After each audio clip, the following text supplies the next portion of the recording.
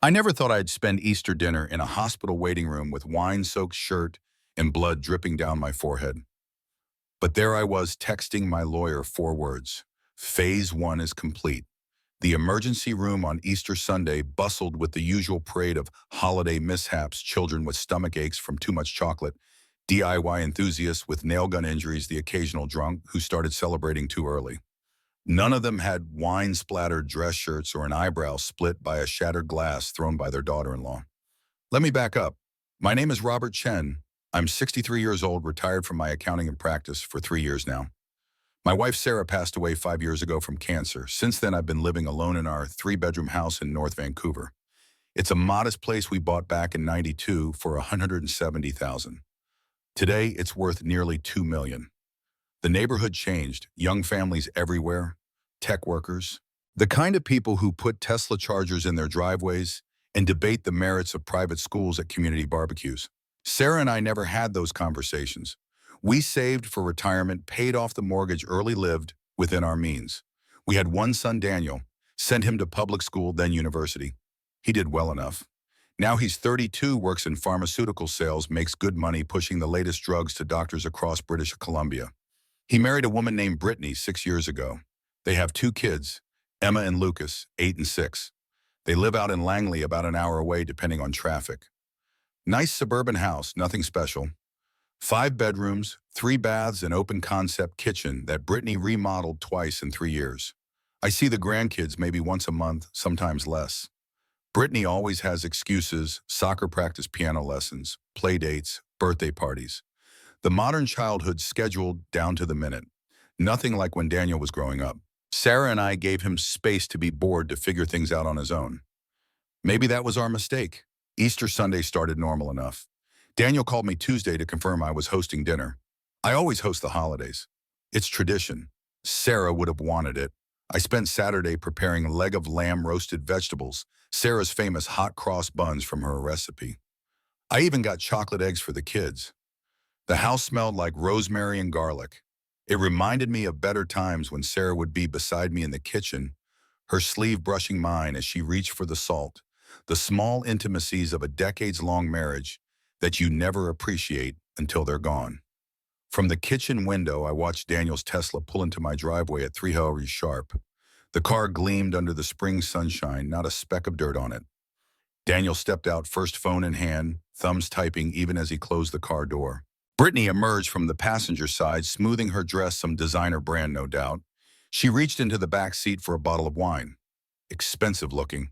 She only brings expensive things when she wants something. I learned that the hard way.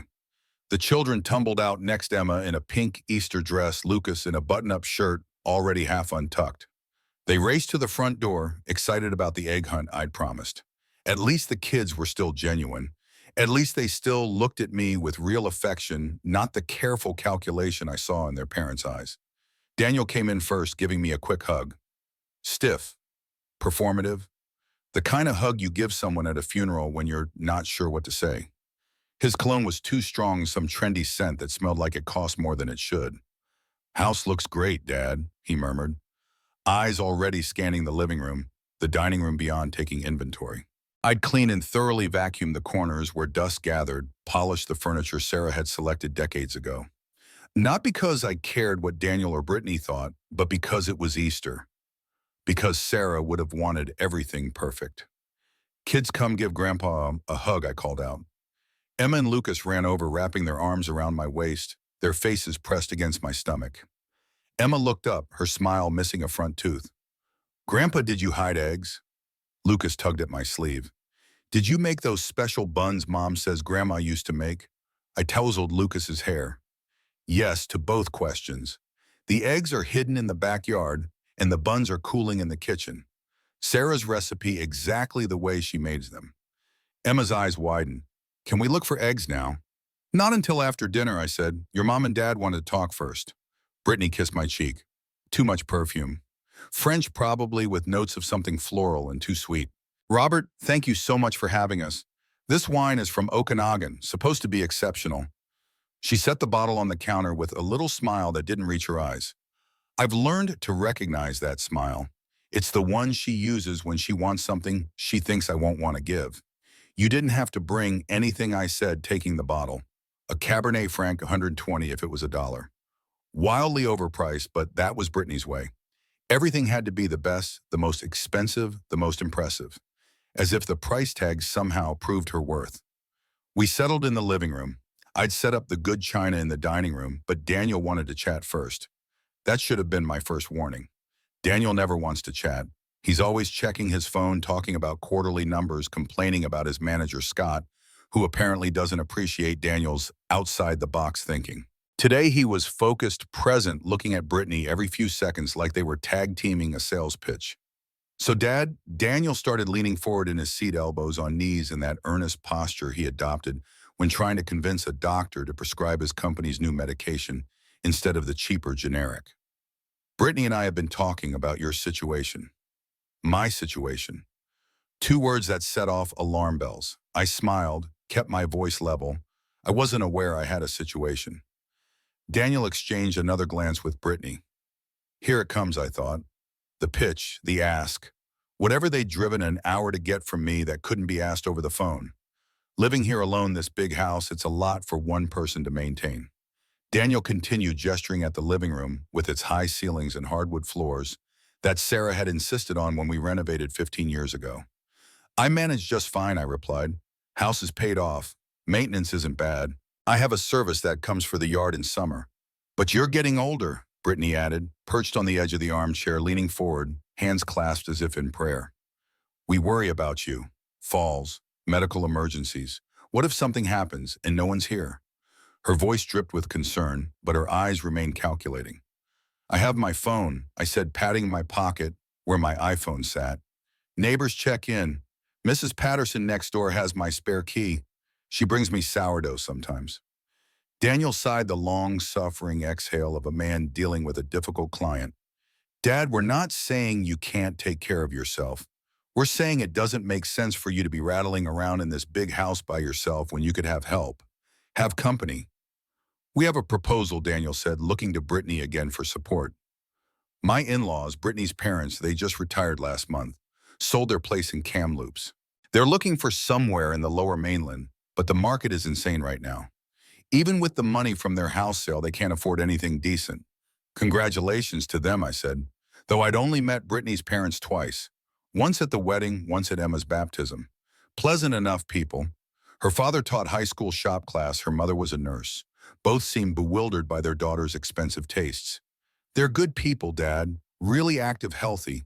Brittany's mom was a nurse for 30 years. Her dad taught high school shop. They're not the type to sit around. They like to help, to be useful. The way Daniel emphasized useful made my stomach tighten. I nodded, waited for the other shoe to drop. Brittany jumped in, her voice rising half an octave with enthusiasm. We were thinking you have those 2 extra bedrooms just sitting empty. What if my parents moved in? They could help around the house, keep you company, and honestly, it would be cheaper for everyone. They'd pay you rent, of course. She named a figure that was about a third of what the rooms would command on the open market. You want your in-laws to move into my house? It wasn't a question. Daniel shifted in his seat, but Brittany didn't miss a beat. It's perfect, she insisted, voice going up another octave. You wouldn't be alone anymore. My mom could help with cooking, cleaning. My dad's handy. He could fix things, and we'd all be closer together as a family. The kids could see both sets of grandparents more often. I looked at Daniel, trying to read his expression. What do you think about this? I asked. I think it makes sense, Dad. Practical. You'd have built-in help. They'd have an affordable place in a great neighborhood. Win-win. But there was something in his eyes, a flicker of something that didn't match his reasonable tone. The lamb timer went off in the kitchen, saved by the bell. Let me check on dinner, I said, standing up, eager for a moment alone to process what was happening. I walked into the kitchen, closed my eyes for 5 seconds. Breathe, stay calm. This was exactly what Thompson, my lawyer, said would happen. We'd been preparing for 6 months. You see, 3 months ago, I got a call from my financial advisor at RBC. Someone had tried to access my investment accounts. Not successfully, but they'd gotten far enough that the bank flagged it. They'd used some of my personal information. Birth date, Sarah's maiden name, mother's maiden name. Information that wasn't public, but that family might know.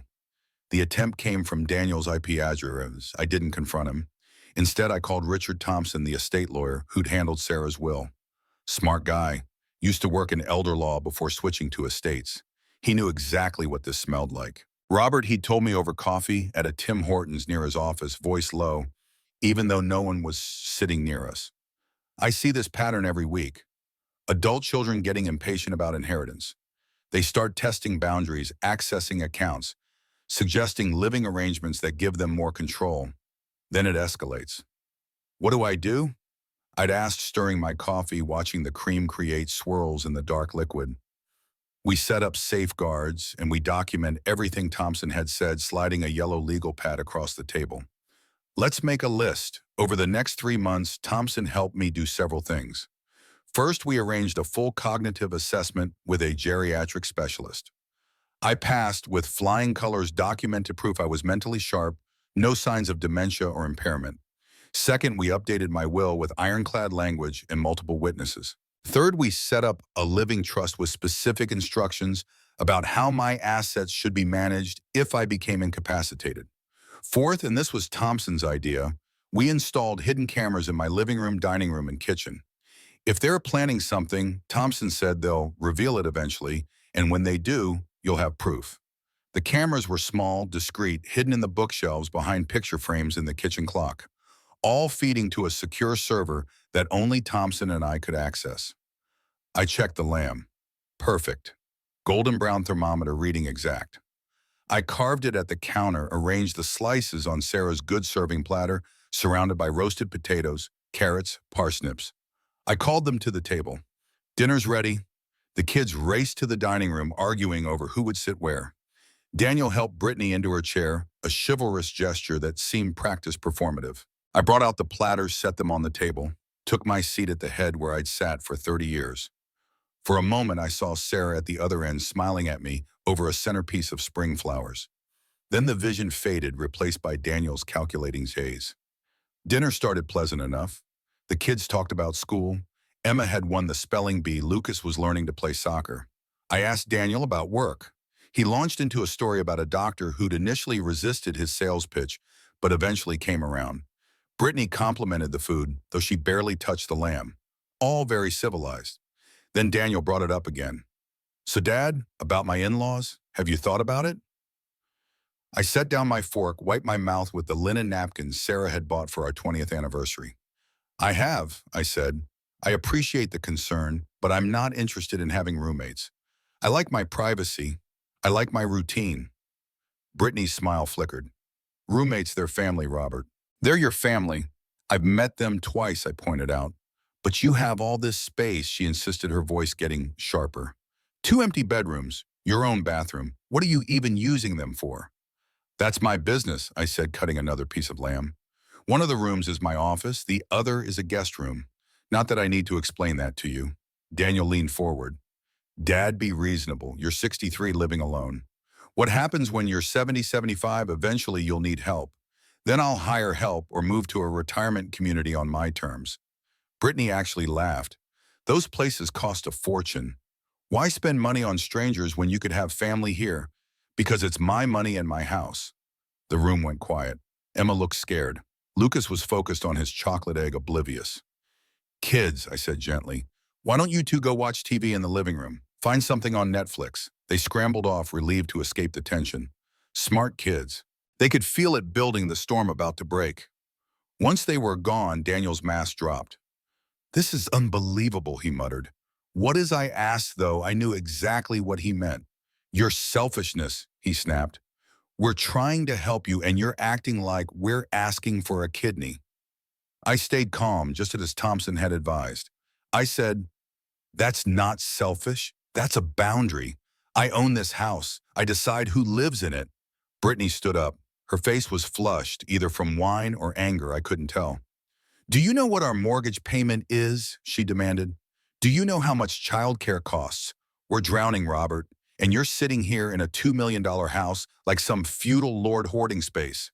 I'm not hoarding anything, I said evenly. I live here.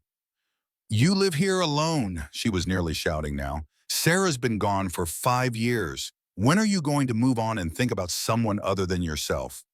That one stung. I'll admit it. Sarah had been my life for 35 years. Moving on wasn't something I was interested in doing, not in the way Brittany meant, but I kept my face neutral. Didn't give her the satisfaction of seeing she'd hit a nerve. Daniel grabbed Brittany's arm. Babe, calm down. She shook him off. No, I'm tired of this. My parents are good people. They raised me. They helped us with the down payment on our house. They babysit whenever we ask. And now they need help, and your father can't even spare 2 empty bedrooms. I said no. Why? She leaned over the table, her face inches from mine. Give me one good reason why. Because I don't want to, I said, meeting her gaze steadily. It's my house, my decision. I don't need to justify it to you. Her hand shot out and grabbed the wine bottle.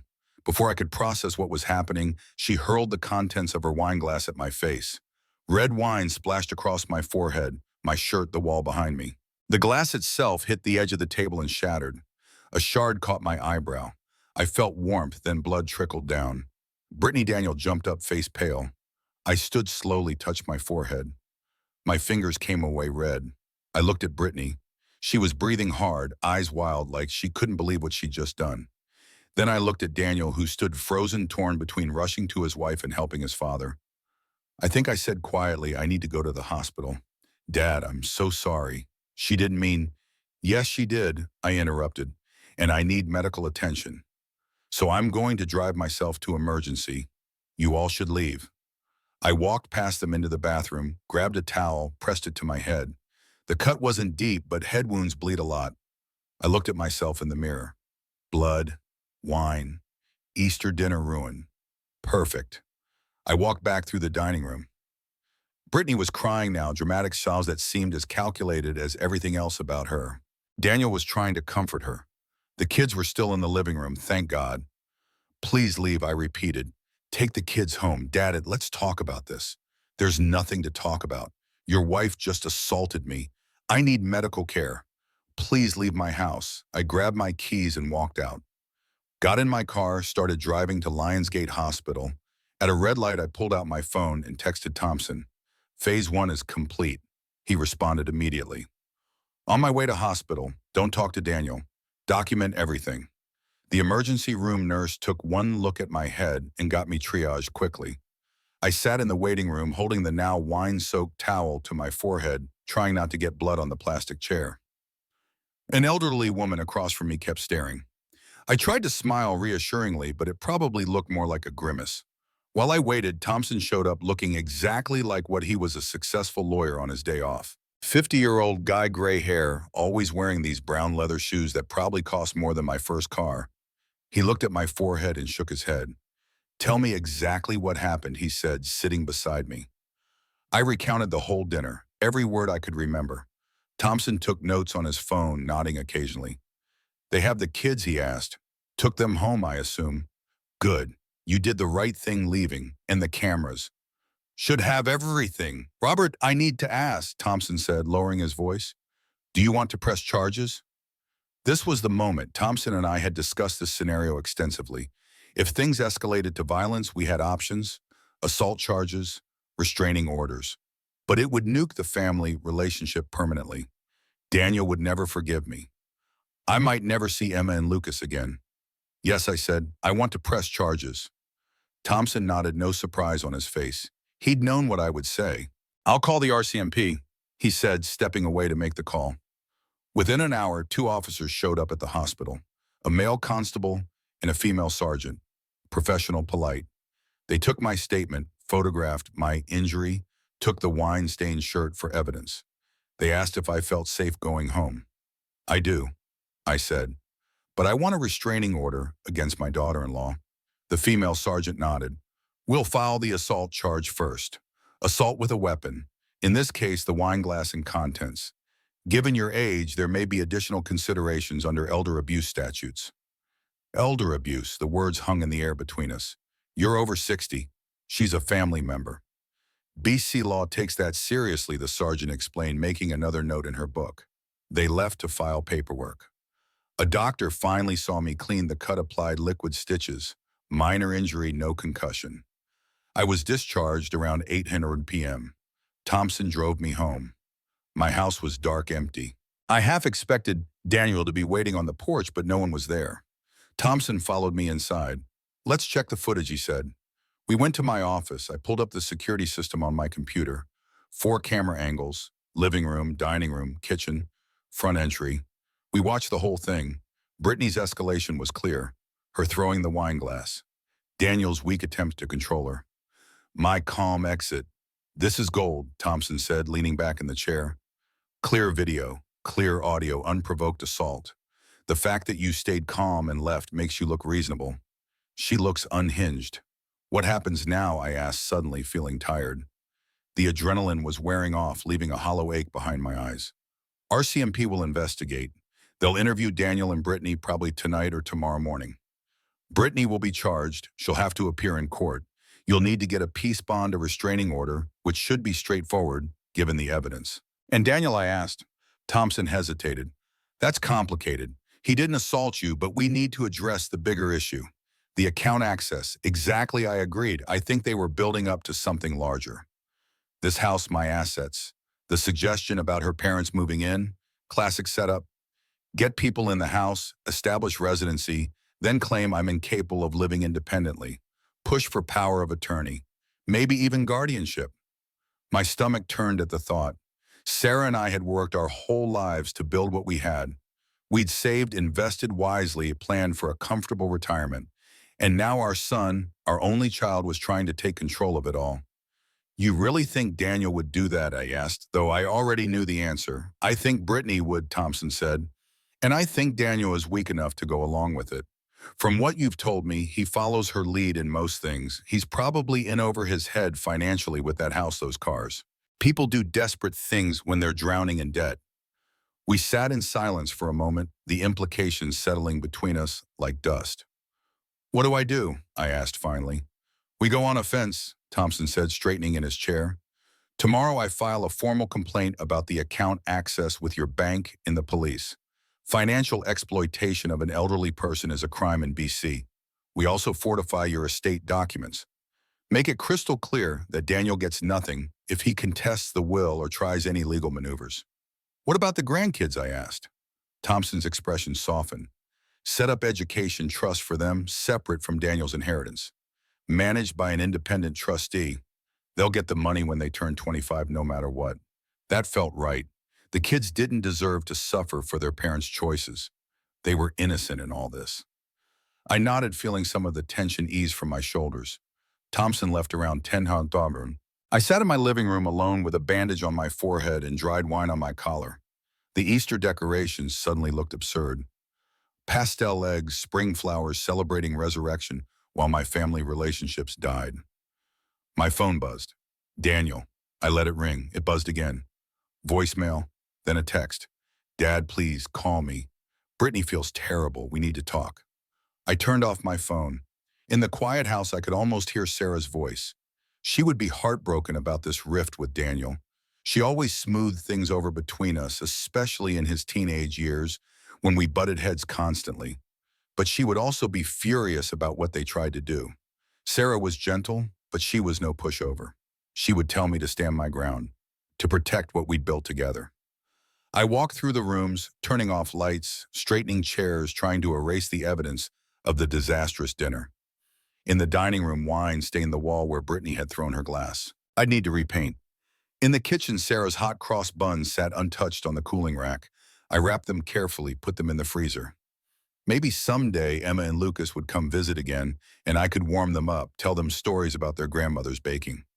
As I climbed the stairs to bed, I realized I wasn't sad exactly. I was resigned. This confrontation had been building for years, ever since Sarah died. Daniel and Brittany circling like vultures, waiting for me to show weakness. Well, they'd miscalculated. I wasn't weak. I wasn't confused or incapable. I was prepared. I took off my clothes, stepped into the shower, let the hot water wash away the last traces of wine and blood. As the water ran over me, I made a decision. This wasn't just about protecting my assets. This was about my dignity, my right to live my remaining years on my own terms. Sarah would have wanted that for me. The next morning, Easter Monday, the RCMP called. Brittany had been formally charged with assault. She was released on conditions: no contact with me, surrender of passport, promise to appear in court. The constable told me they'd need my testimony. I assured him I'd be there. Daniel called Thompson's office 16 times. Thompson didn't answer. I knew my son would be desperate now, trying to find a way to make this go away, to protect Brittany, to salvage their plans. But it was too late for that. Tuesday, Thompson filed the financial exploitation complaint. The bank froze my accounts temporarily while they investigated the access attempt. We had to prove it wasn't me. Thankfully, I'd been at a dentist appointment during the exact time of the attempt with records to prove it. Wednesday, the RCMP interviewed Daniel. According to Thompson's contact in the department, Daniel admitted he'd tried to access my accounts to check on his father's financial health. Said he was worried about me, concerned about cognitive decline. That phrase, cognitive decline, just as Thompson had predicted. Thursday, Thompson and I met with a judge to request a restraining order. We presented the video evidence, the assault charge, the account access attempt. The judge granted it immediately. Brittany had to stay at least 100 meters away from me and my property. Daniel could visit technically, but only with 48 hours notice and only during daylight hours. Friday, my doorbell rang. I checked the camera, Daniel alone. His car was parked at the curb, not in the driveway. At least he remembered that much from the restraining order. I opened the door but didn't invite him in. He looked terrible. Unshaven, dark circles under his eyes, clothes rumpled like he'd slept in them. Dad, please, can we talk?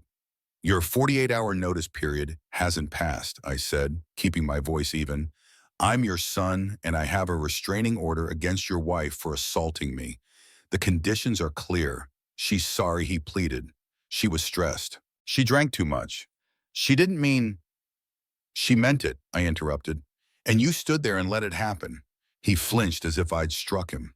I tried to stop her, he protested weakly. Not hard enough, I replied. Daniel, do you understand what you two were doing, I asked. We were trying to help, he insisted, but the words sounded hollow even to his own ears. You tried to access my bank accounts without permission. You pushed your in-laws into my home. You called me selfish for wanting privacy in my own house. That's not help. That's control. You're paranoid. He shot back, an edge of anger finally breaking through his remorse. I pulled out my phone and showed him a document. The cognitive assessment results. Perfect scores across the board. Recent date stamp. I'm not paranoid, I said quietly. I'm competent and I'm done. His face crumpled. What does that mean? It means I've updated my will, I told him. You're still in it, but only if you respect boundaries. Any attempt to contest it, to claim I'm incompetent to manipulate my finances, you get nothing. There's an education trust for Emma and Lucas. They'll be fine. But you and Brittany need to figure out your own lives. You'd really cut me off, he asked, disbelief warring with anger on his face. You threw me away first, I replied. At Easter dinner, for 2 empty bedrooms. He stood there, mouth opening and closing like a fish. Finally, Brittany's parents lost their deposit on a rental because of this. We were counting on living here. And there it was. The truth. You were counting on living here, I repeated. Not her parents, you. He didn't deny it. Get off my property, Daniel, Dad. 48 hours notice in writing through Thompson's office. That's the condition. Follow it or I'll call the police. I closed the door. Through the window, I watched him stand there for 3 minutes. Then he got in his Tesla and drove away. I waited until his taillights disappeared around the corner before letting out the breath I'd been holding. In the silence that followed, I felt a strange sense of peace. The confrontation I'd been dreading for months was over. The lines were drawn, the battle was joined, and for the first time since Sarah died, I felt like I was standing on solid ground. This house, these walls, this life, they were mine. Mine to live as I chose for however many years I had left. No one, not even my own son, had the right to take that from me. In the end, the most valuable inheritance I could leave wasn't money or property. It was the example of standing up for yourself even when those closest to you try to tear you down. Sarah would have understood that. I hope someday Daniel will too. Thompson arrived at Lionsgate Hospital 20 minutes after my text, his expression shifting from professional concern to genuine alarm when he saw the blood trickling down my face. I'd been triaged quickly, but the Easter Sunday emergency room moved at its own glacial pace. We sat in molded plastic chairs under fluorescent lights that made everyone look jaundiced and ill. "Robert, what happened?" Thompson leaned forward, lowering his voice despite the chaos around us. A toddler wailing over a chocolate-induced stomachache, an elderly man coughing into a surgical mask, a teenager with what looked like a skateboarding injury to his arm. I recounted the dinner in precise detail, the way Thompson had taught me over the past months. No emotion, just facts. The expensive wine Brittany brought, the conversation about her parents moving in, my refusal, her escalation, the wine glass hurled at my face, the shard that cut my eyebrow, Daniel's ineffectual attempt to intervene, my decision to leave and seek medical attention. Thompson nodded, fingers flying across his phone as he documented everything. "This is exactly the scenario we discussed. Everything's on camera, the living room, the dining room, the conversation leading up to it." I confirmed all 4 cameras were functioning, had been since we installed them 3 months ago. "Excellent. And you told them to leave the house, asked them not to be there when you return." The nurse called my name before I could answer. I was led to an examination room where a harried-looking doctor in blue scrubs cleaned the cut, confirmed it was superficial despite the dramatic bleeding, and closed it with liquid stitches. "No concussion, no need for an actual suture. You're lucky," he remarked, applying the final layer of adhesive. "Glass to the face could have been much worse. Luck had nothing to do with it." I'd been preparing for this moment since I discovered Daniel's attempt to access my accounts. Thompson had warned me that financial exploitation often escalated to other forms of elder abuse. We'd set the stage, created the documentation, installed the cameras. The only variable had been what form the escalation would take. Brittany's temper had provided the answer. When I returned to the waiting room, Thompson was talking to 2 police officers, a younger male constable with a neatly trimmed beard and a female sergeant with steel gray hair pulled back in a severe bun. Thompson made the introductions. The officers wanted to take my statement. The sergeant, whose name badge read Patel, had a notebook ready. "I'm 63 years old," I began. "A retired accountant. My wife Sarah passed away 5 years ago from cancer. Since then, I've been living alone in our house. My son Daniel and his wife Brittany have increasingly been pressuring me about financial matters. 3 months ago, my bank notified me that someone attempted to access my investment accounts using my personal information. The IP address traced back to my son." The constable's eyebrows shot up. "Did you report this at the time?" I hadn't. Thompson advised me to document everything. Gather evidence, prepare for escalation rather than confront immediately. The sergeant made a note, her expression neutral. "Okay, Mr. Chen, tell us what happened today." Again, I recounted the Easter dinner, the proposal about Brittany's parents, my refusal, the wine glass, the assault. When I finished, Sergeant Patel looked up from her notebook. "Mr. Chen, given your age and the fact that the alleged perpetrator is a family member, this could potentially fall under elder abuse statutes in addition to assault charges. Are you aware of that?" Thompson fielded this one. "My client is fully aware of the legal implications. We've been documenting a pattern of concerning behavior from both his son and daughter-in-law that suggests financial exploitation was the underlying motivation here." The sergeant turned to me. "Mr. Chen, do you wish to press charges against your daughter-in-law for assault?" This was the moment of decision, the point of no return. Once I said yes, the machinery of the justice system would grind forward. Brittany would be arrested. There would be court appearances. Legal costs, publicity possibly. The family rift would become an unbridgeable chasm. "I want to press charges." I said the words coming out firmer than I'd expected. "And I want a restraining order against my daughter-in-law." The constable took photographs of my injury, collected my wine-stained shirt as evidence, and asked additional questions about my home security. Did I feel safe returning there? Did Daniel or Brittany have keys to the house? Had there been previous incidents of violence or threats? Answered everything calmly, methodically, just as Thompson and I had practiced. As the officers prepared to leave, the sergeant paused. "Mr. Chen, this type of situation, family disputes over property inheritance, elder care, they're unfortunately common. But what's not common is someone being as prepared as you are. Most people in your situation are caught off guard, manipulated, isolated from help. You've done well to protect yourself." I hadn't expected the compliment or the sudden tightness in my throat it produced. For 5 years since Sarah's death, I'd felt increasingly vulnerable watching Daniel and Brittany circle like vultures, waiting for me to show weakness. The sergeant's words confirmed what Thompson had been telling me. I wasn't paranoid. I was responding appropriately to a real threat. The officers left to file their report. Thompson drove me home in his BM, the leather seats still carrying the faint scent of the cigars he occasionally indulged in. My house was dark when we pulled into the driveway, no sign of Daniel's Tesla. Good, Thompson remarked. They followed instructions for once. Inside, we went straight to my office. I pulled up the security footage on my computer, the 4 camera views arranged in a grid on the screen. We watched the entire evening unfold in high definition. The arrival, the conversation in the living room, the dinner, the escalation, the assault. Brittany's rage was undeniable, her aim deliberate. Daniel's failure to intervene meaningfully was equally damning. This is exactly what we needed, Thompson said, pausing the footage at the moment the wine glass left Brittany's hand. Clear evidence of unprovoked assault. Your calm response makes you look reasonable. The fact that you immediately sought medical attention rather than escalating the confrontation strengthens our position considerably.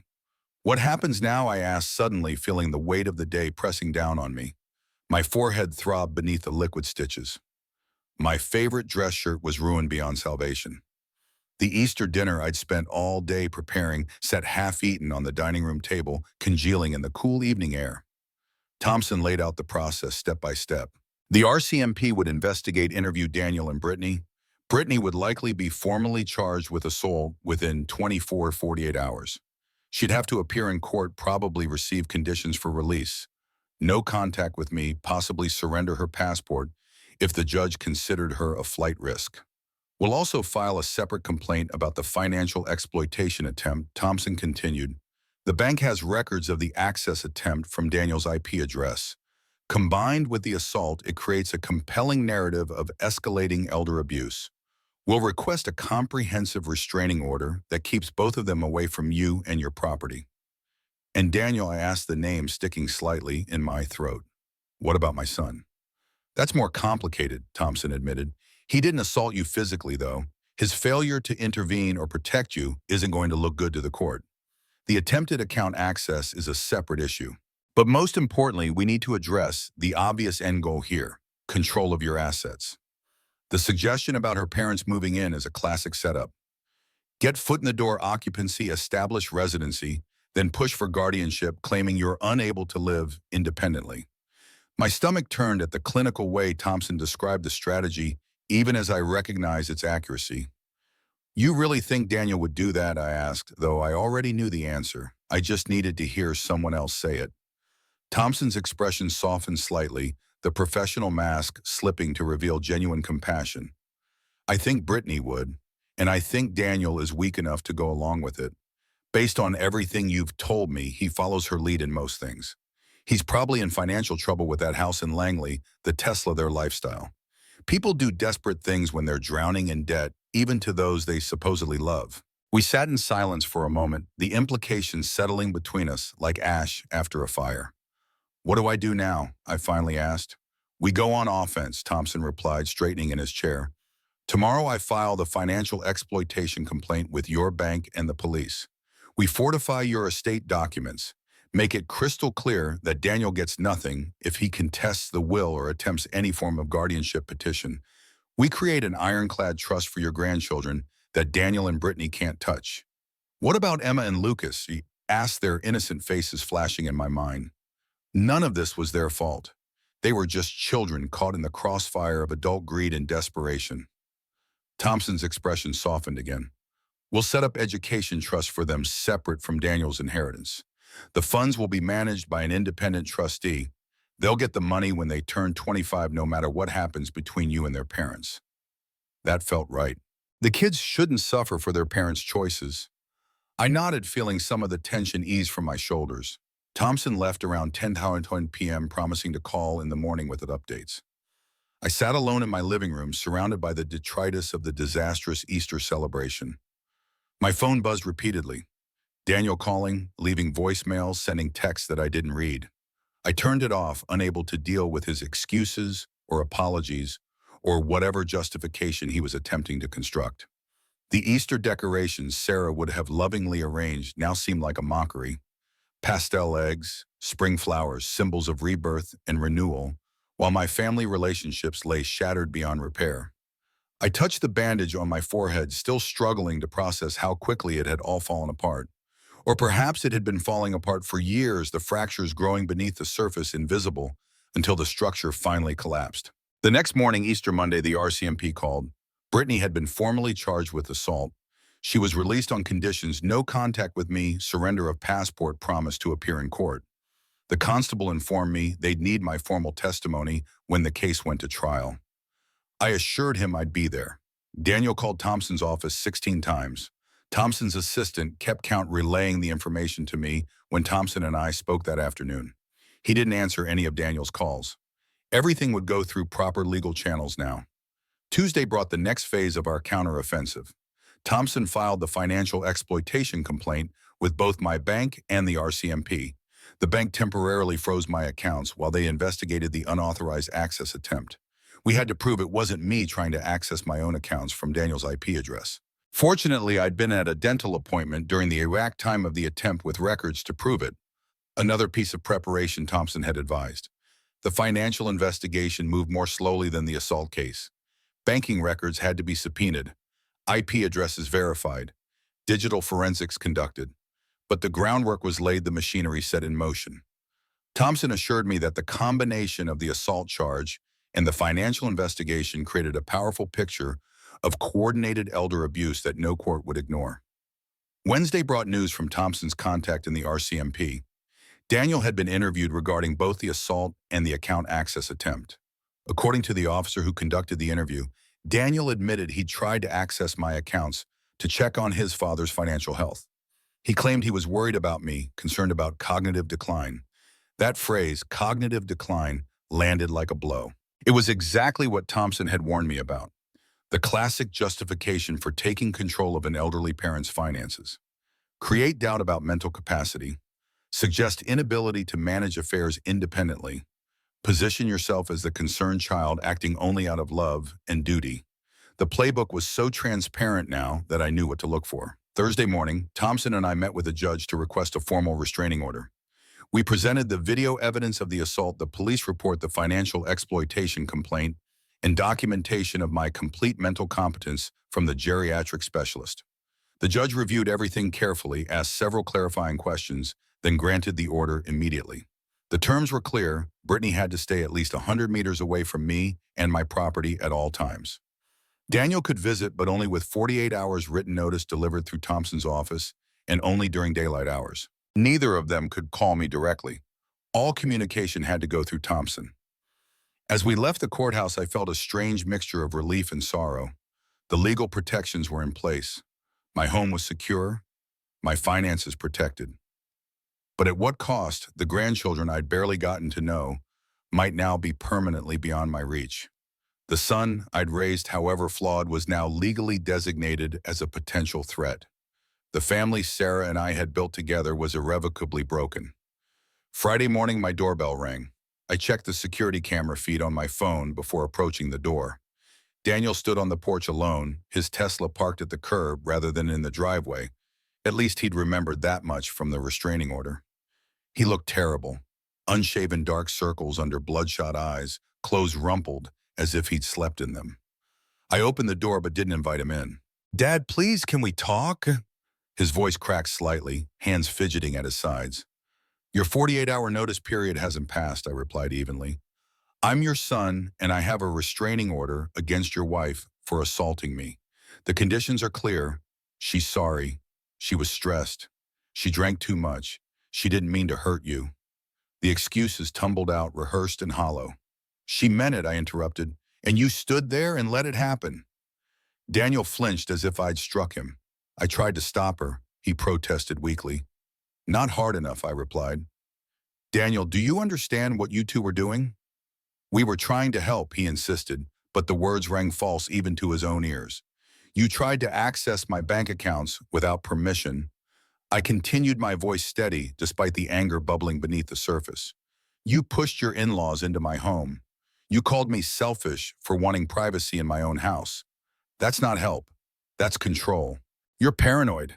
He shot back an edge of anger, finally breaking through his facade of remorse. I pulled out my phone and showed him a document. The cognitive assessment results from the geriatric specialist. Perfect scores across the board. Recent date stamp. I'm not paranoid, I said quietly.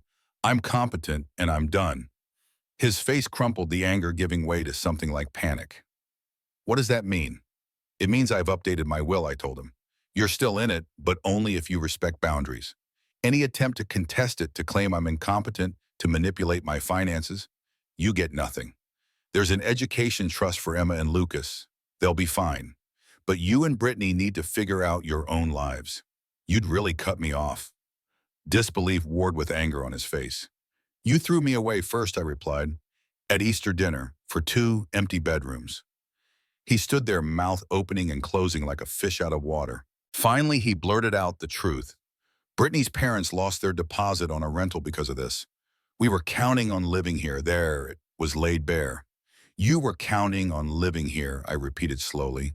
Not her parents, you. He didn't deny it. Get off my property, Daniel. Dad, 48 hours notice and writing through Thompson's office, I interrupted. That's the condition. Follow it or I'll call the police. I closed the door. Through the window, I watched him stand there for 3 full minutes, shoulders slumped, before finally returning to his car and driving away. I waited until his taillights disappeared around the corner before exhaling fully. That was 6 months ago. Brittany's assault case proceeded through the court system with the grinding slowness of all legal matters. She ultimately pleaded guilty, receiving a conditional discharge with 2 years of probation and mandatory anger management counseling. The elder abuse aspect was noted in the proceedings but not separately charged. Her lawyer argued it was a one-time incident, stress-related, out of character. The judge didn't entirely accept this characterization but agreed to the plea arrangement. The financial exploitation investigation took longer, involving subpoenas for electronic records, interviews with bank personnel, and detailed forensic analysis of the access attempts. Eventually, the RCMP determined it was indeed attempted fraud, but declined to prosecute given Daniel's relationship to me and the fact that he hadn't actually accessed any funds, merely attempted to. The bank flagged his information in my account's security settings. He could never access anything of mine again. Daniel sent letters, 5 of them over the 6-month period. Each one arrived in a plain white envelope via Thompson's office, as required by the restraining order. Each contained apologies, explanations, justifications. His job was struggling. The pharmaceutical company was restructuring. Brittany's maternity leave had ended and childcare costs were crushing them. They were underwater on the Langley house mortgage. The market dipped. Her parents really had been planning to help with the grandchildren in exchange for living with me. It all sounded so reasonable on paper, so practical, so logical. Just a family trying to make ends meet in an expensive city. But I remembered his face when he said cognitive decline to the police. I remembered the access attempts, the pressure, the entitlement. I didn't respond to any of the letters. Instead, I rebuilt my life without them. I joined a book club at the North Vancouver Community Center. Started taking watercolor painting classes at the senior recreation facility. I wasn't very good, but it was soothing to blend colors on paper to create something new each week. I met a widow named Patricia who made me laugh with stories about her travels through Southeast Asia after her husband died. We got coffee sometimes after painting class. Nothing romantic. Neither of us was looking for that. But it was nice to have a friend who understood loss. My financial advisor at RBC said my investments were performing well despite market volatility. The house kept appreciating in value as the Vancouver real estate market continued its seemingly endless climb. I was comfortable and secure, safe. Sometimes in the evening, sitting in the living room with a glass of scotch, I'd look at the empty chair where Sarah used to sit and wonder what she would make of all this. She'd be heartbroken about the rift with Daniel, certainly. But she'd also be furious about what he and Brittany had tried to do. Sarah had been gentle, but never a pushover. Emma sent me a drawing last week. It appeared in my mailbox with no return address, but I recognized her handwriting on the envelope. A picture of me and her and Lucas at a park drawn in the exuberant, disproportionate style of an 8-year-old. Hearts around us. I miss you, Grandpa, written in purple crayon across the bottom. I cried for an hour, but I didn't call Daniel. Thompson warned me that's what he'd want. to use the grandchildren as emotional leverage, as the wedge that would crack my resolve. I couldn't let that happen. I put the drawing in a frame, set it on my bedside table where I could see it each morning. Thompson says when Emma turns 18, she can reach out on her own if she wants to. We'll have coffee. I'll explain everything. She'll understand or she won't. That's a decade away. Last week I booked a trip to Scotland. 3 weeks Edinburgh, the Highlands, Isle of Skye. Sarah always wanted to go. We'd planned it for our 40th anniversary, but she got sick before we reached 35. The cancer was aggressive, metastasized before they caught it. 5 months from diagnosis to hospice. Too quick for proper goodbyes. I'm going alone and I'm all right with that. I've learned to be comfortable in solitude these past 6 years. The silence of the house doesn't press on me anymore. The empty spaces don't echo with absence the way they once did. I've filled them with new routines, new interests, new friends. Sometimes family means the people who love you unconditionally. Sometimes it means the people who want to love you conditionally if you just give them what they want. The trick is knowing the difference before it's too late. I chose myself after years of choosing everyone else. After decades of putting Sarah's needs first, then Daniel's, then my grandchildren's. I finally chose myself. And you know what? I sleep fine at night. The house is quiet, the doors are locked, the cameras are running. And every morning I wake up in my own bed, in my own house, living my own life on my own terms. That's not selfish, that's survival. If you're out there dealing with family pressure, with adult children who think they're entitled to your home, your money, your life, document everything. Get a good lawyer. Have the hard conversations. Set the boundaries. And don't feel guilty for protecting yourself even from your own blood, especially from your own blood. Because at the end of the day, you don't owe anyone your peace, not even family, maybe especially not family. This morning, I took one of Sarah's hot cross buns from the freezer, defrosted it in the microwave, and ate it with my coffee on the back patio. The flavor wasn't quite the same after 6 months in cold storage, but it still carried hints of her recipe. The extra orange zest, she always added the pinch of cardamom that wasn't in the traditional version. I thought about family recipes, how they carry forward through generations, how Emma and Lucas might never learn to make their grandmother's special Easter treat. Then I thought about what else gets passed down through families. Greed, entitlement, the idea that parents exist to serve their children indefinitely, to provide housing and money and support with no boundaries, no limits. I wouldn't be passing those toxic inheritances forward. If nothing else, I'd broken that chain. My phone rang. Patricia calling about the community center's upcoming art exhibition. I answered, my voice lighter than it had been in months. Yes, I definitely submit one of my watercolors. Yes, coffee afterwards sounded lovely. Yes, I was looking forward to my Scotland trip the following month. As I spoke, I looked at Emma's drawing in its frame on the side table. Hearts around the three of us, frozen in a moment of connection that might never come again in reality. But the drawing existed. The love existed. And someday, when they're old enough to understand my grandchildren, will know I protected myself not out of selfishness, but out of self-respect. That's a lesson worth inheriting. The sky over Edinburgh burned orange and pink as the sun set behind the castle, its ancient stones black against the fading light. I stood on Calton Hill, my phone capturing what no camera truly could, the way the city sprawled below me, medieval spires beside Georgian elegance beside modern glass. Sarah would have loved this view. She would have pointed out architectural details I'd never noticed, would have known the historical significance of each building. A lump formed in my throat. 10 days into my Scotland trip, and I still caught myself mentally narrating the journey to her storing observations to share later with someone who no longer existed. Beautiful, isn't it? A woman's voice, American accent, pulled me from my thoughts. Patricia stood beside me, her silver hair glowing golden in the sunset light.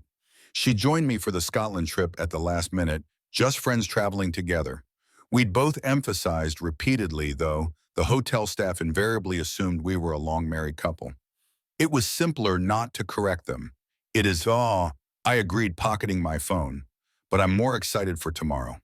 The Highlands, it's what Sarah talked about most when we planned this trip. The empty spaces, the mountains, the feeling of standing somewhere that hasn't changed in thousands of years.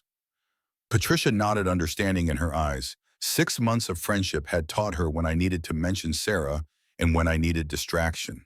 She was a widow too. She understood the topography of loss, how grief reshapes itself over time, but never truly disappears. We stood in comfortable silence as the last light faded and the city lights began to twinkle below us. That night in my hotel room, I checked my email out of habit.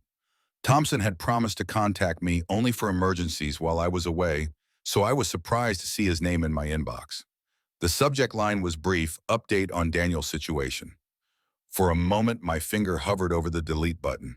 I'd come 5,000 miles to escape these problems. But professional habits die hard. I opened the email. Robert Thompson wrote, "I know you're enjoying Scotland, but wanted to alert you to developments. Daniel has petitioned the court to modify the restraining order to allow him to bring the children to visit you upon your return. He's claiming they're suffering emotional distress from the separation. His attorney has presented Emma's drawing and letters from the children's school counselor, suggesting they're struggling with the sudden absence of their grandfather. Court date is set for the week after your return. Call when convenient to discuss strategy. Safe travels, Richard Thompson." My stomach clenched. Using the children again, exactly as Thompson had predicted. I closed the laptop and walked to the window. Edinburgh stretched below me, ancient and indifferent to my personal drama. For a moment, I envied the city, its stone heart, its ability to stand unchanged, while generations of human problems washed against it like waves. I didn't call Thompson that night, or the next. Instead, I threw myself fully into the Scottish adventure. Patricia and I drove north into the Highlands, the landscape opening around us, mountains rising on either side of narrow valleys' locks, reflecting perfect mirror images of the sky. We visited Inverness, drove along the shores of Loch Ness, no monster sightings to Patricia's mock disappointment, explored castles both magnificent and ruined. On the Isle of Skye, I finally called Thompson, stepping away from our bed and breakfast, to pace along a stone wall overlooking the sea. The connection crackled with distance, his voice fading in and out like the tide below me.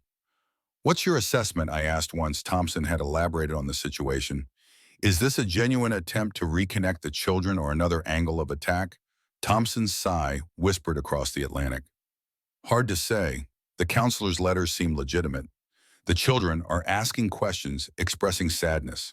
But Daniel's timing is suspect, filing while you're out of the country, pushing for an immediate hearing upon your return. If he were truly concerned about the children's well-being, why not approach us informally first?" I watched a fishing boat move across the horizon, a tiny dark shape against the vast gray ocean. "What do we do?"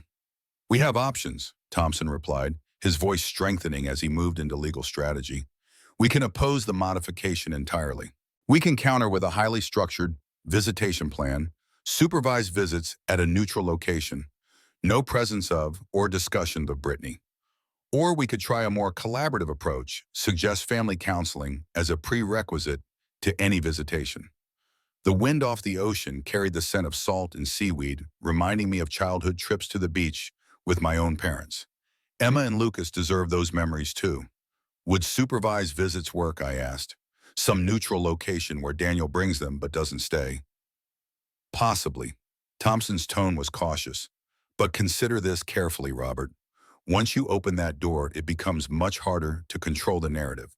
Daniel will have direct access to the children's perceptions of you, can shape how they interpret your actions, your boundaries." I thought about Emma's drawing the hearts around our stick figures, the purple crayon message, "I miss you, Grandpa." Two small children caught in adult conflicts they couldn't possibly understand. "I need to think about it," I told Thompson. "I'll call you when I'm back in Vancouver." Patricia didn't ask about the call when I returned to the breakfast table, but her eyes were questioning. "Just some legal matters back home," I explained, buttering a scone with more focus than necessary. She nodded, accepting my need for privacy, even as she offered silent support. That evening, walking along a pebbled beach as the sun set behind the Quilin Mountains, she finally broached the subject. "You've been quiet all day, Robert." Her tone was gentle, not accusing. "Is there anything I can do to help?" The question unlocked something in me. As we walked along the shore, the rhythmic shushing of waves against stone, a backdrop to my words, I told her everything. Not just about Daniel's petition, but about the fear that had taken root in me over the past 6 months. Fear that I'd overreacted, that I'd burned bridges that could never be rebuilt, that Emma and Lucas would grow up thinking I'd abandoned them out of selfishness or spite. Patricia listened without interrupting, her face thoughtful in the fading light. When I finally fell silent, she stopped walking and turned to face me. If they were your clients, she asked, what would you advise them to do? The question caught me off guard. What do you mean? Patricia's eyes held mine steadily. If someone came to you as an accountant with this situation, family conflict, financial concerns, emotional considerations, legal complications, what professional advice would you give? I hesitated, considering. I would tell them to separate the emotional response from the practical considerations, to identify the core issues that needed resolution versus the peripheral conflicts that could be set aside, to establish clear boundaries while remaining open to good faith efforts at reconciliation. So why aren't you taking your own advice? Patricia's voice was gentle but firm. You've established the boundaries. Maybe now it's time to test whether reconciliation is possible with safeguards in place, of course. On the long flight back to Vancouver, Patricia's words echoed in my mind. I'd spent my career helping clients navigate complex financial situations, priding myself on clear-headed analysis free from emotional distortion. Yet in my own family crisis, I'd been operating purely on defensive instinct, seeing every move from Daniel as an attack to be repelled rather than a potential opening for resolution. Thompson met me at the airport, his familiar figure, a jarring reminder that I'd returned to reality after 3 weeks in the Scottish dreamscape. He filled me in on the latest developments during the drive to my house. Daniel's petition had been formally filed. The hearing was scheduled for Friday, 3 days away. The court had appointed a family advocate to interview the children and provide an independent assessment of their emotional state. I've prepared a response opposing the modification, Thompson explained as we turned onto my street, but I haven't filed it yet. Wanted to discuss it with you, first see which direction you want to take. My house looked exactly as I'd left it, the familiar lines somehow both welcoming and constraining after weeks of new horizons. Inside, everything was neat and undisturbed. Thompson's assistant had been checking on the place, collecting mail, watering the few plants that couldn't survive 3 weeks of neglect. Yet something felt different. It took me a moment to identify the change. I was different. The perspective of distance had altered something fundamental in how I viewed the situation. I want to see the children, I told Thompson as we sat in my living room, the late afternoon sun streaming through the windows. But I need guarantees, safety protocols, clear boundaries. Thompson nodded, unsurprised. I've drafted alternative responses for every scenario. Let me walk you through the options for structured visitation. For the next 2 hours, we discussed logistics, neutral locations, supervision, requirements. Topics that would be off limits during visits, emergency protocols if Daniel violated the terms. By evening, we had a counter-proposal ready, bi-weekly visits with Emma and Lucas at the North Vancouver Community Center, supervised by a professional family counselor. Daniel would drop the children off, but not remain during the visits. Brittany would stay at least 500 meters from the location. No discussion of the assault, the court case, or financial matters in the children's presence. Think Daniel will accept these terms, I asked as Thompson prepared to leave. Thompson considered, his legal mind weighing probabilities. If his petition is genuinely about the children's well-being, yes. If it's another angle of attack, no. The supervision and neutral location requirements will be particularly telling. They directly prevent any attempt to manipulate the situation. After Thompson left, I wandered through the quiet house, jet lag, making everything seem slightly unreal. In the guest bedroom, what should have been Emma's room during visits, I found a small stuffed animal that had been left behind during their last visit before the Easter disaster, a plush otter, its fur matted from being loved by a child. I sat on the edge of the bed, the toy in my hands, and allowed myself to feel the full weight of what had been lost. Friday morning arrived with Vancouver rain, a gray mist that blurred the mountains and turned the city into a watercolor painting. I dressed carefully for court charcoal, suit, blue tie, polished shoes. Professional, respectable, the image of a competent grandfather, not the dangerous figure Daniel and Brittany had tried to paint me as. The family court was less formal than I'd expected, the hearing room arranged more like a conference room than the dramatic courtrooms of television shows. The judge, a woman in her 60s with short gray hair and reading glasses, reviewed the file before addressing us.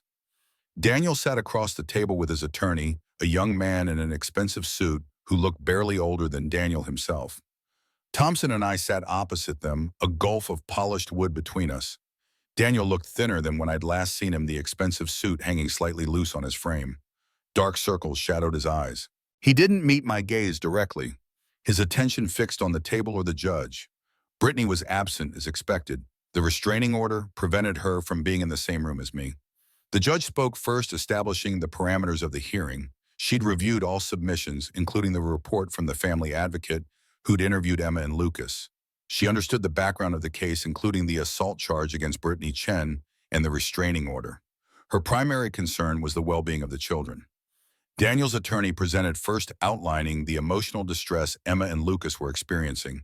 He presented Emma's drawing letters from their school counselor and a report from their pediatrician noting increased anxiety symptoms in both children. He argued that while the conflict between the adults was regrettable, the children should not be punished by being cut off from their grandfather. Thompson countered with our proposal for supervised visitation, emphasizing my willingness to reconnect with my grandchildren while maintaining the necessary boundaries established by the restraining order. He outlined the specific protocols we were requesting: the neutral location, the professional supervision. The judge listened carefully to both presentations, occasionally asking clarifying questions. When the attorneys finished, she turned to Daniel and me directly.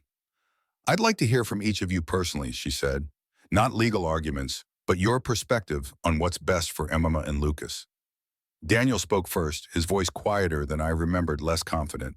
"They ask about you every day, Dad. When can we see Grandpa? Why is Grandpa mad at us? They don't understand what happened. They just know that someone they love disappeared from their lives overnight. Emma's having nightmares. Lucas has started wetting the bed again." Each word landed like a stone on my chest. I'd been so focused on protecting myself from Daniel and Brittany that I'd failed to consider the collateral damage to the children. When the judge turned to me, I found it difficult to speak past the tightness in my throat. "I love my grandchildren," I finally managed. "I never wanted to lose contact with them. But the events of Easter Sunday, my daughter-in-law's assault, my son's failure to intervene, the attempted financial exploitation created a situation where I had to establish firm boundaries for my own safety and well-being." The judge nodded, neither sympathetic nor dismissive. "And now," she asked, "what are you proposing going forward?" "I want to rebuild a relationship with Emma and Lucas," I said. "The supervised visitation plan we've proposed would allow that to happen safely with professional oversight to ensure the children aren't placed in the middle of adult conflicts." The judge turned back to Daniel. "Mr. Chen, your father's proposal seems reasonable given the circumstances. Regular visitation in a neutral supervised setting. Do you have objections to these terms?" Daniel glanced at his attorney, who nodded slightly. "The supervised visits are acceptable," Daniel said slowly, "but the location is problematic. The community center is public. People will wonder why we need supervision. It could be embarrassing for the children." A transparent objection. Daniel wasn't concerned about the children's embarrassment. He was concerned about his own. The community center offered what he most wanted to avoid: witnesses, transparency, accountability. The judge seemed to recognize this as well. "There are private rooms at the center," she noted. "No one need know the purpose of your visits. Alternatively, if you can agree on another neutral location with proper facilities for supervision, the court would consider it." Daniel's attorney whispered something to him, and he nodded reluctantly. "We'll accept the community center arrangement," he conceded. "But we'd like more frequent visits, weekly rather than bi-weekly." Thompson and I had anticipated this negotiating point. "We're amenable to weekly visits," Thompson responded after a brief consultation with me, "provided all other conditions remain in place." The judge made notes, then looked up at both of us. "I'm going to approve this visitation arrangement on a trial basis," she announced. 6 weeks of supervised visits, after which we'll reconvene to assess how it's working. I expect both parties to adhere strictly to the terms: no discussions of adult conflicts in front of the children, no attempts to disparage either party, no violation of the existing restraining order. She turned to Daniel, her expression stern. "Mr. Chen, be advised that any violation of these terms will result in immediate suspension of visitation privileges. Your father has legitimate concerns about boundaries given past events. Those boundaries will be respected." Then she turned to me, her gaze equally direct. "Mr. Chen, these children need their grandfather. Whatever conflicts exist between you and their parents, Emma and Lucas are innocent parties who are suffering from your absence. I expect you to approach these visits with an open heart and a focus on rebuilding that essential relationship. After the hearing, Thompson and I stood in the courthouse corridor, reviewing the outcome. It went as well as could be expected, Thompson concluded. The supervision requirement remains in place. The neutral location was maintained, and the judge clearly understands the underlying issues. Most importantly, she put Daniel on notice that violations won't be tolerated. I nodded, watching Daniel and his attorney in huddled conversation at the far end of the hallway. Something about my son's posture, shoulders slumped, head slightly bowed, struck me as genuinely defeated rather than strategically subdued. For the first time since Easter, I wondered if perhaps Daniel was as trapped in this situation as I was, caught between Brittany's schemes and his father's justified wariness. The first supervised visit was scheduled for the following Wednesday afternoon. I arrived at the community center 30 minutes early, hands uncharacteristically clammy, heart racing with an anxiety I hadn't felt since presenting complex tax strategies to skeptical corporate clients decades earlier. The family counselor, Dr. Sharma, a woman with a calm voice and observant eyes, reviewed the ground rules before the children arrived. She would remain present throughout the visit. Any inappropriate topics would result in her immediate intervention. Her role was not therapeutic, but supervisory, ensuring the children's emotional well-being during the reconnection process. I heard them before I saw them, Emma's excited voice echoing down the hallway, Lucas's quieter responses. When they burst into the room, Emma spotted me first. "Grandpa," she shrieked, launching herself across the space and into my arms with such force that I staggered backward. Lucas followed more cautiously, hanging back until I opened one arm in invitation. Then he too was hugging me, his small body warm against mine, his face pressed into my shoulder. I'd forgotten how children smelled, a mixture of shampoo and outside air, in some indefinable essence of childhood itself. "Did you get my drawing?" Emma demanded, pulling back to search my face. I put hearts all around us. "The teacher helped me spell miss you." "I got it," I assured her. "It's in a frame beside my bed. I look at it every morning when I wake up." Lucas tugged at my sleeve. "Did you really go to Scotland? Dad says you went on a big airplane across the ocean."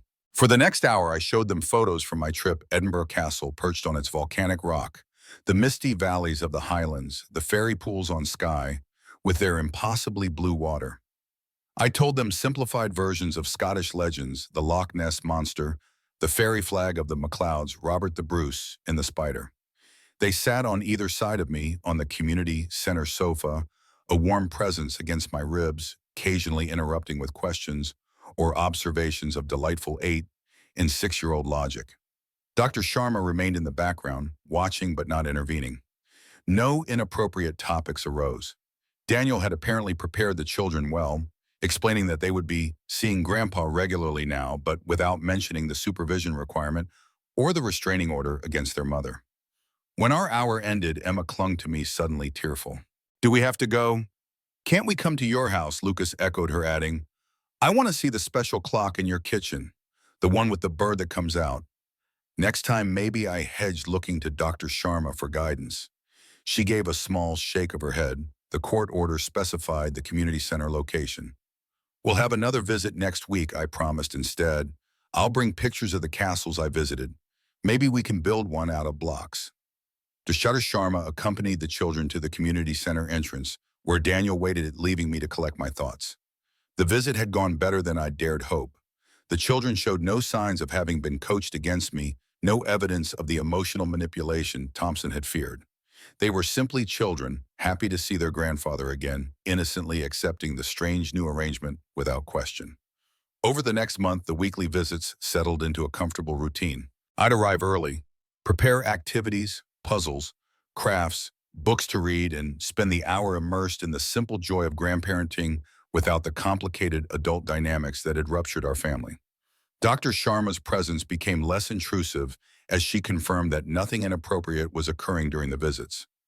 Daniel and I maintained a cold but civil distance during the brief handovers, exchanging minimal necessary information about the children's well-being, but nothing more. 4 weeks into the arrangement, Dr. Sharma asked to speak with me after a visit. "The children are doing well," she observed. "Their anxiety symptoms have decreased according to both their parents and their school counselor. They look forward to these visits eagerly." "That's good to hear," I said, wondering where this conversation was leading. Dr. Sharma studied me thoughtfully. Given the progress, would you consider a gradual expansion of the visitation arrangement? Perhaps longer visits, or eventually visits at your home with appropriate supervision? The question caught me off guard. I'd become comfortable with the controlled environment of the community center, the clear boundaries of the one-hour visits. The thought of letting Daniel or Brittany back into my personal space, even peripherally, through the children sent a cold shiver down my spine. I need to consult with my attorney, I hedged. The current arrangement is working well. I'm hesitant to change it. Dr. Sharma nodded, accepting my caution without judgment. That's understandable. But from a child development perspective, normalizing the relationship as much as safely possible would benefit Emma and Lucas. Consider discussing options with your attorney. Perhaps there are intermediate steps that would feel comfortable to you while still moving toward a more natural grandparent relationship. That evening, I called Thompson to discuss Dr. Sharma's suggestion. His response was predictably cautious. It's only been a month, he reminded me. The court specified a 6-week trial period. I'd recommend maintaining the current arrangement until the court review. Any changes could be viewed as precedent-setting. But he's right about one thing I countered. This isn't a normal grandparent relationship. The community center, the rigid time frame, the supervision, it all feels artificial. The children deserve better. Thompson sighed, the sound crackling through the phone connection. What are you thinking, Robert? What arrangement would make you feel secure while allowing a more natural relationship with the grandchildren? I considered the question carefully. The real issue wasn't the location or the duration of visits. It was trust, or rather, the complete absence of trust between the adults involved. What if we maintain the supervision, but vary the activities I suggested? Allow outings to public places, the park, the aquarium, child-friendly restaurants, places where the children and I could build memories together without the institutional feel of the community center. Thompson was silent for a moment, considering. That might work, he finally said. Public spaces maintain safety through visibility. We could propose it at the 6-week review, see how the judge responds. But what about Daniel's involvement? Currently, he only drops off and picks up the children. Would you be comfortable with him joining these outings? No, I said immediately, then paused to examine my reflexive response. The truth was more complicated than a simple rejection. Was I keeping Daniel at a distance to maintain necessary boundaries, or out of lingering anger? Was I punishing him for Brittany's actions for his weakness in standing up to her? More importantly, was my stance still protecting me, or was it now harming my relationship with my grandchildren? Let me think about it, I amended. Maybe gradual steps, short periods where he joins us always with the supervision in place. After we hung up, I went to my home office and pulled out the file containing all the documentation from the past 6 months, the police reports, the court filings, the restraining order, the financial investigation findings. I spread them across my desk, the official record of familial implosion. Each document represented a betrayal, a boundary violation, a breach of trust that couldn't simply be wished away because I missed my grandchildren.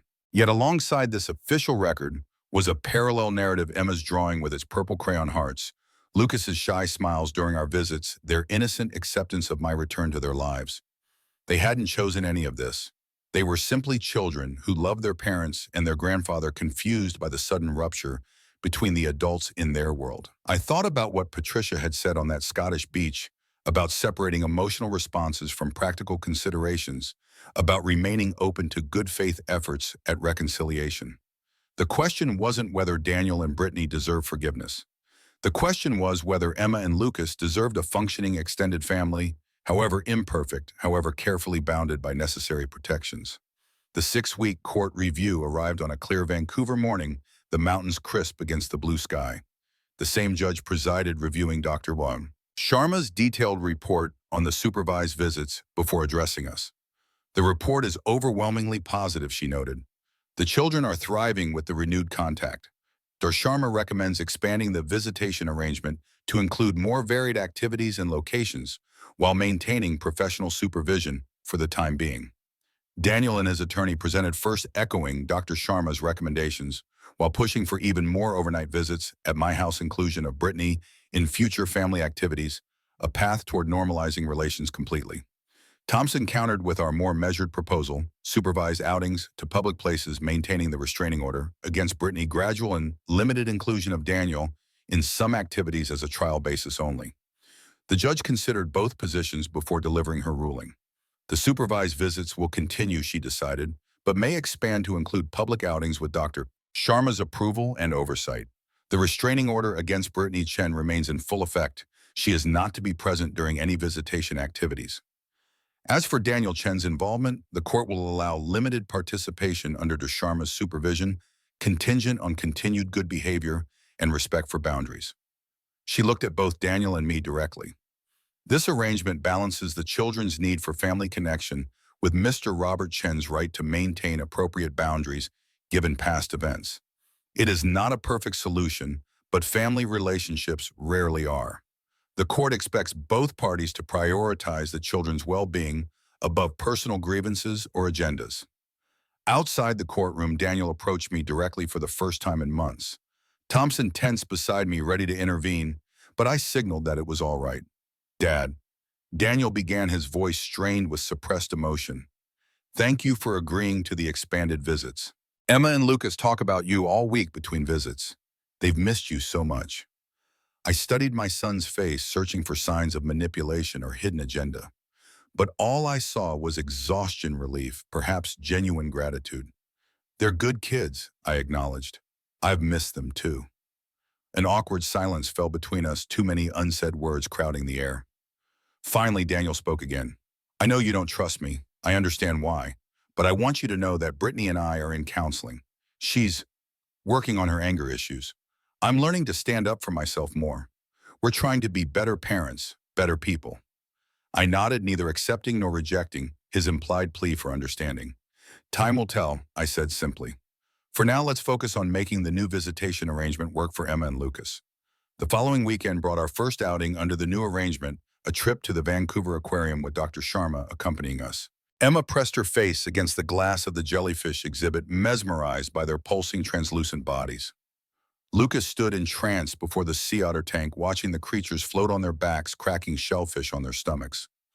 I took photos, bought them small stuffed animals from the gift shop, enjoyed their wonder at the underwater world. For 2 hours, we were simply a grandfather and his grandchildren enjoying a Saturday outing. Dr. Sharma faded into the background, a watchful but unobtrusive presence. The institutional constraints of the community center dissolved in the face of real-world interaction, natural conversation, shared discovery. At the agreed meeting point outside the aquarium, Daniel waited as scheduled. Under the new arrangement, he would join us for the final 30 minutes of our outings, a baby step toward more normalized family interaction. Dr. Sharma greeted him professionally, established the parameters for his participation, and we all walked to a nearby ice cream shop. The children chattered excitedly about their favorite exhibits, Daniel and I flanking them like bookends, careful not to address each other directly, but both focused on their happiness. It was awkward, stilted, far from the easy family dynamic that had existed before Easter Sunday. But it was a beginning, a tiny crack in the wall of distrust and legal barricades we'd built between us. Back home that evening, I called Patricia to tell her about the outing.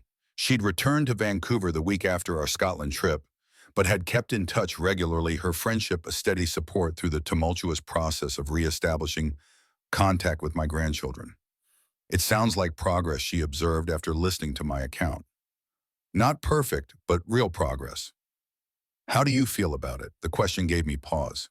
How did I feel? Relieved that the children were happy, cautiously optimistic about the expanded visitation. Still wary of Daniel's intentions, still angry about Brittany's assault and their attempted financial exploitation. But also tired.